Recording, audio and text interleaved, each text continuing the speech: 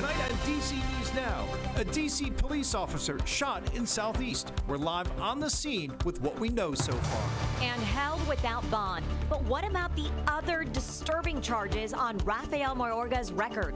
Who is allowed to remain free on bond. Digging for answers on why a driver who slammed into a Montgomery County officer was still on the road. A double murder in Fairfax County, shrouded in mystery for 7 months. Finally, an arrest. Student loan savings, the considerations to stretch your dollar with graduation in the rearview mirror. And in 1 hour, President Biden will give a primetime address to the nation after returning from Israel. We're speaking live with the foreign policy expert to break down what you can expect in the wartime address.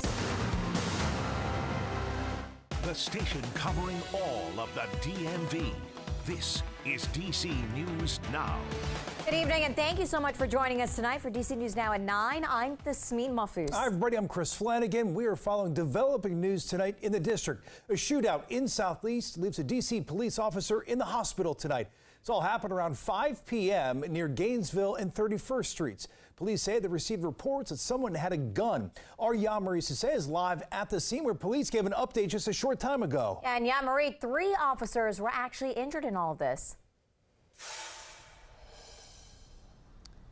Yeah, that's right. One of those officers is in serious but stable condition, and those two other officers are actually just dealing with non-life-threatening injuries. But as you can see behind me, police have cleared the scene, but most of the roads are still blocked off at this moment. Now, this entire situation stemmed from an argument with the suspect and 2 other women. Now, police say they received 2 phone calls about a man with a gun arguing with 2 women. When police arrived on the scene, they did locate the suspect near Gainesville Street, and that's when the suspect ran, and that's where the police chase began. Now, during this police chase is when the officers involved and the suspect were firing at each other. One officer was shot, and then the suspect was also shot, and they were both rushed to the hospital, and that's where the suspect was pronounced dead. And that's for the officer. He is in stable condition at this moment, but his injuries are serious right now. Now, this is still all an ongoing investigation. We did speak to the police chief earlier, and here's what she had to say about her reaction when she got the phone call that an officer was shot.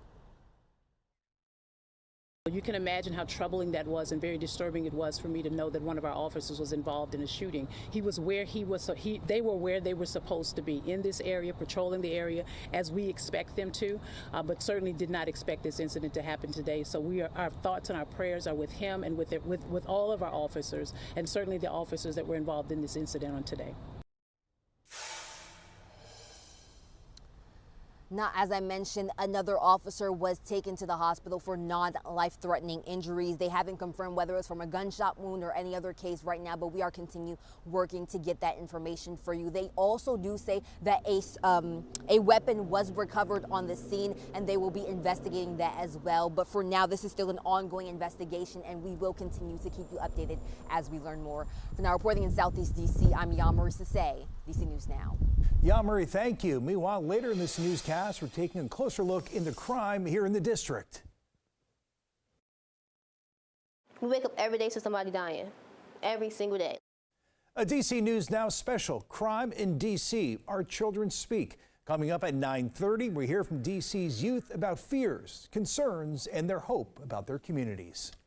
And Fairfax County Police have arrested a 23-year-old au pair for one of 2 killings that happened inside a Herndon home earlier this year. The case has been complicated, at times confusing, and devastating for so many. Max Marcilla has her story tonight.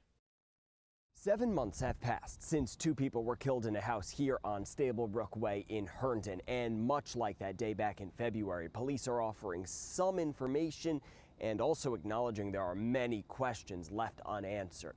So tonight, we're taking a look at what those questions are and what police say they still need to learn before deciding if anyone else needs to face criminal charges. From early morning to late at night and back again the next day, Fairfax County Police and investigators have spent a lot of time at this house, and here's why. Back in February, 2 people were found dead when police responded to this home. 37-year-old Christine Banfield, a wife and mother who lived in the home. She had been stabbed multiple times in the upper body. And 39-year-old Joseph Ryan, who did not. He was shot. Also in the home, a child and the family's au pair. Christine Banfield's husband was outside of the home. Through the great police work, they have been able to get to a point where they have identified the au pair as Juliana Perez Margulies, and they have charged her with second-degree murder. Police say she shot Ryan, but have not said who stabbed Christine Banfield. But back in February, Christine's husband called 911 and said someone stabbed his wife and he was the one who shot him. Just because we've made an arrest does not mean that this case is closed. So that's what police are still trying to figure out. Who stabbed Christine? Why did her husband say he was the one who shot her killer? And why were these people all around in the home at the same time? Joseph Ryan was only known to Christine Banfield. It's worth noting no signs of forced entry were found. And that's as much as police shared today as the department works to tie up the loose ends from that deadly day. It's a very complex and thorough investigation that we're going to continue to do. In Herndon, Max Marcilla, DC News Now. All right, certainly a pleasant October evening. Let's get a first check on the forecast with Chief Meteorologist Janessa Webb. Yeah, Janessa, we got a cool down coming our way. Yeah, we have this cold front that's going to bring different conditions across the DMV. It has been very pleasant to see a good amount of sunshine. That starts to fade away as well. I know a little bit of bad news for you tonight, but we're going to clear up fairly quickly as we head into the weekend. Let's take a live look at what's actually going on temperature-wise across the region. It's not super cool tonight. We're definitely seeing better conditions compared to the last couple of days. Look at the 60s still intact out towards Hagerstown areas of Washington County. You have Lexington Park still at a nice 64, 62 for the suburbs of DC, and even warmer tonight for Woodstock, Luray. They have been dealing with temperatures about 35 to about 40 degrees for overnight lows. Next couple of days and heading into your weekend, that's what you care about, right? Saturday and Sunday, much cooler air mass that's going to settle in. We are contending with that rain for tomorrow afternoon. That is a big change in this forecast compared to your Friday evening. I think the bulk of this starts to kind of make its way in really as we go into your mid-afternoon. So waking up, starting your day under mostly cloudy conditions, temperatures around 7 o'clock as you're stepping out the door, still into the lower 50s. My big suggestion to you across all of the DMV, let's leave home with the rain gear because it's definitely going to be needed for your evening commute. We'll track in that rain coming up. Hamas' stated purpose for existing is the destruction of the state of Israel and the murder of Jewish people. Hamas does not represent the Palestinian people. Hamas uses Palestinian civilians as human shields. Well, President Biden, less than an hour ago, addressing the nation from the Oval Office on the crisis in Israel and making his case for continuing to back Ukraine against Russia. He says the support for both nations is vital for our national security. Yeah, the president traveled to Israel yesterday, talking with Israeli leaders about the conflict and pledging continuing U.S. support.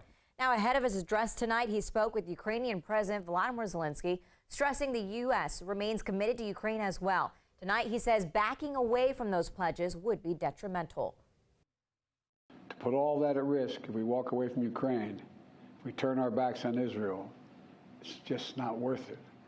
That's why tomorrow I'm going to send to Congress an urgent budget request to fund America's national security needs, to support our critical partners, including Israel and Ukraine.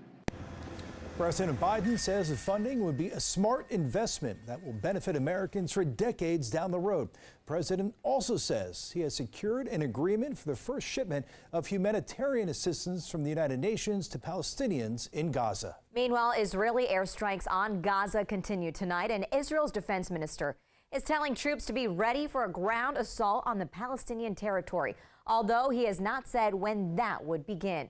Now, more than 1 million Palestinians, roughly half of Gaza's population, have now escaped from their homes in the north and Gaza City after Israel told them to evacuate. Airstrikes earlier today continued across the entire Gaza Strip, including areas in the south Israel previously declared safe zones.